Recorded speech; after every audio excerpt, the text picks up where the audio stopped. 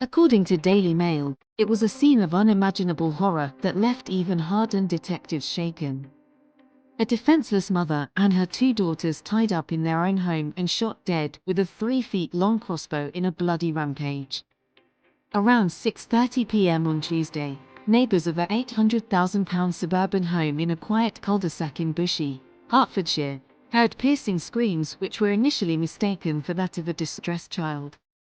Later they were to realise that it was a woman's desperate cries for help coming from the home where Louise Hunt, 25, her sister Hannah, 28, and mother Carol, 61, were ambushed by a crossbow-wielding killer. Soon after the screams fell silent, the assailant fled the property, by which time the police had been alerted and were on their way.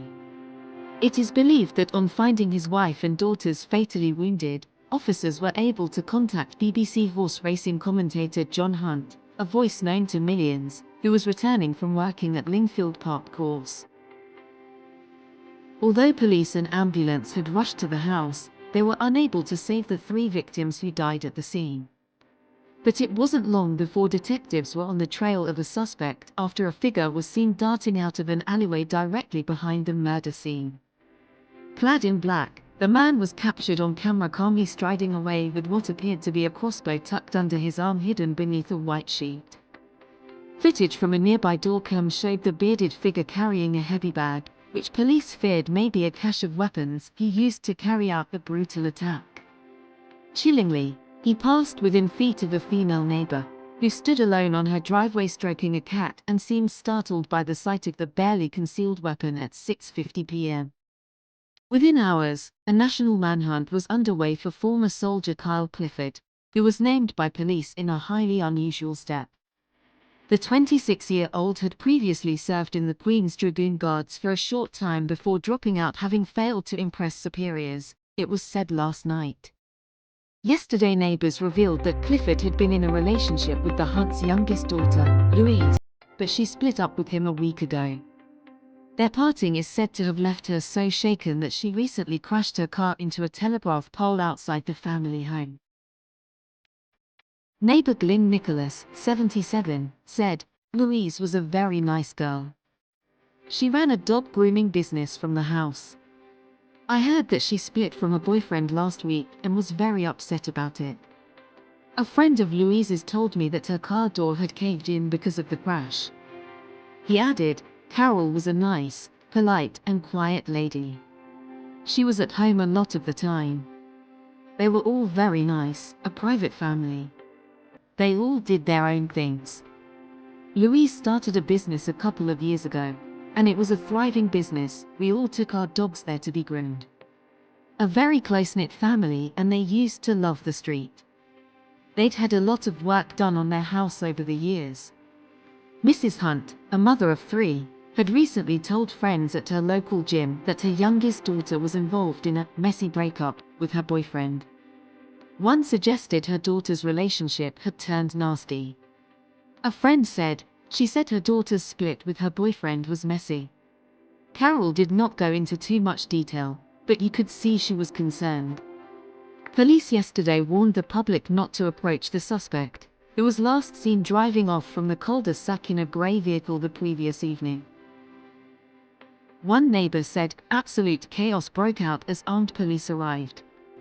She said, "It was between 6:30 p.m. and 7 p.m. and it sounded like kids, somebody screaming, and then it was more shrill and I was like, that's definitely a woman screaming, and within 15 minutes, it was absolute chaos. We had armed police running down, screaming, 'Stay in your house.' They shot us off and basically put us into lockdown." Police searches predominantly focused yesterday on Hertfordshire and North London because the police did not believe their suspect had the time to get much further. Passengers arriving at London Victoria Railway Station during the morning rush hour, before news of the tragedy became public, found their exit slowed as they were unusually marshalled through the barriers, allowing ranks of police on the opposite side to scan the crowd, checking every face. Later, local schools were put into lockdown when armed police raided the suspect's home in Enfield, North London, some 14 miles from the crime scene. One mother said, They had cordoned off the road and were ushering people away from the house they were going into. They had the full protective gear on, guns, shields and helmets, the kind you'd expect to see in riots. Dozens of officers from Scotland Yard and Hertfordshire police flooded the area a short time later after finding Clifford's abandoned car. But within hours, the hunt had moved to a nearby cemetery just a few minutes' walk away. The former security guard was later found with self-inflicted injuries at Lavender Hill Cemetery just after 4:30 p.m. after seemingly shooting himself with the crossbow. In a burst of intense activity, armed police closed down the cemetery, as eyewitnesses saw paramedics running into the grounds. Ray Cresswell, 26, a local who filmed the commotion, said, "I saw about 10 officers coming in. I was quite worried because they were armed and there were dogs with them. I asked them if they wanted me to leave, but they said it was fine to stay. They started checking the area, so I left shortly after and came back to see all these vehicles." Around 20 minutes later, Clifford was stretchered from the scene and taken by ambulance to Royal London Hospital, where he was receiving medical treatment last night.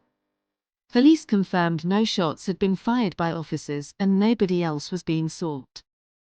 Mr. Hunt, himself a former police officer before he took up radio and became a much-loved personality on the horse racing circuit, was said to be inconsolable last night. In a note to staff, the BBC said, "The news today about John Hunt's family is utterly devastating.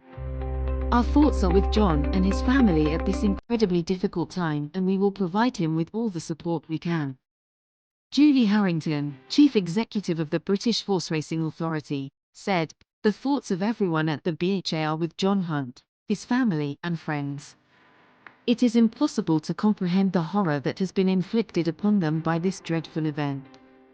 John is a great friend to many in our sport, and I am sure that in this time of unimaginable grief for him, the racing family will rally around, as we have seen many times before when one of our number is faced with great trauma." Last night, neighbours and friends continued to lay flowers at the scene. One friend, Suki Hind, 60, who lives nearby, said she would remember them as beautiful souls.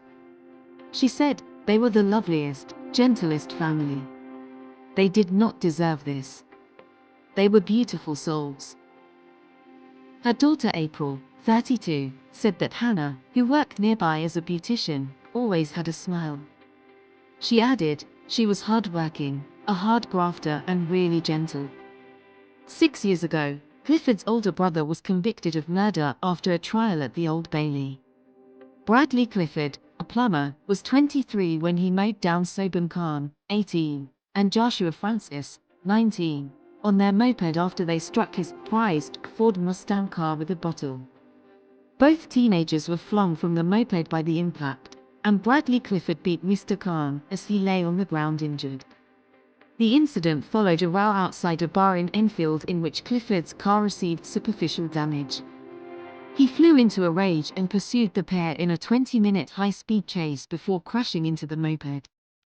Clifford was jailed for life and told to serve at least 23 years for the murder of Mr. Khan and attempted GBH with intent on Mr. Francis. Do not miss out on the latest updates. Hit that subscribe button and turn on notifications for more exciting news. Bye.